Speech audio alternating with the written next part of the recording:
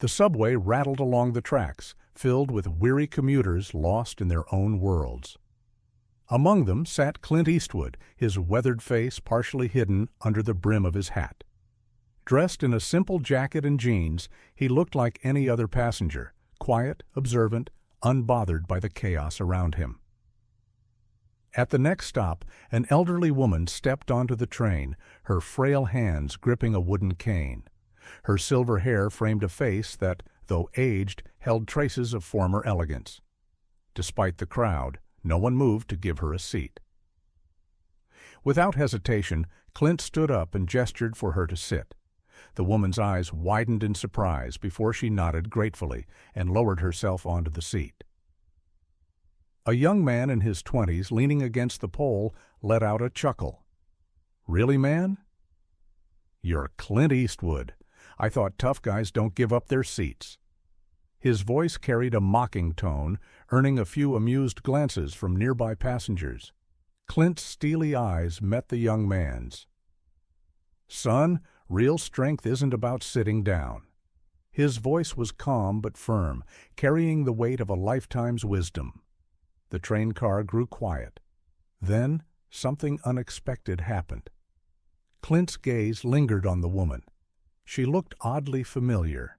The sharpness of her features, the way she carried herself despite her fragile state. His voice softened. "Ma'am, forgive me, but are you Margaret Sterling?" Gasps spread through the subway. Margaret Sterling, a name that once lit up theater marquees and cinema screens. A legend from Hollywood's golden era until she vanished without a trace decades ago. The young man who had laughed at Clint frowned. "Who's that?" a woman nearby whispered. "She was one of the greatest actresses of her time, but no one knows why she disappeared." Margaret lowered her gaze. "I was forgotten," she murmured. "Time has a way of making people invisible." But Clint wasn't about to let that stand. He knelt before her, tipping his hat slightly. "Ma'am, you are far from forgotten. You're a legend." The passengers watched in stunned silence. Then Clint reached into his pocket, pulled out his phone, and made a call. "Hey, I need a favor.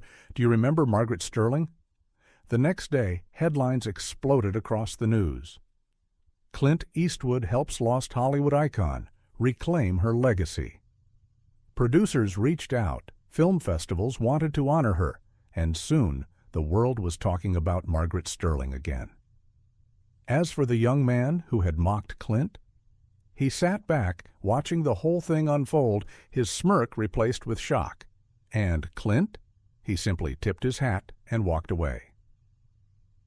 Because a true legend never ignores another.